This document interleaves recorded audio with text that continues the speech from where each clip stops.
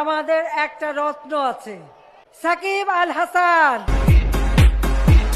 এখন বিপিএল এর থেকে আমার কাছে মনে হয় দেশকে নিয়ে চিন্তা করার অনেক বেশি রিজন আছে, স্পেশালি বাংলাদেশের।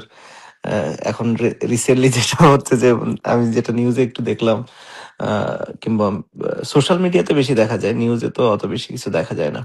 মোমবাতি দিয়ে নাকি রান্না হচ্ছে বাংলাদেশে। সো এটা হলে তো ডিফিকাল্ট বাংলাদেশের মানুষের জন্য। আশা করি এরকম কিছু হবে না আর কি। ও সেটা হ্যাঁ, সিলিন্ডার গ্যাস সংকটে মারাত্মক চলতেছে। প্রচুর দাম দামও বেড়ে নাকি গেছে সব। ডাবলের মতো ইয়ে হয়ে গেছে, প্লাস সেটার পরও পাওয়া যাচ্ছে না। সিএনজি স্টেশন নাকি কত লাখ বন্ধ নাকি দেখলাম জন একটা, আহ কোথায় দেখলাম, কোন একটা ইসে, জানি হ্যাঁ, না সত্যি এটা মিথ্যা।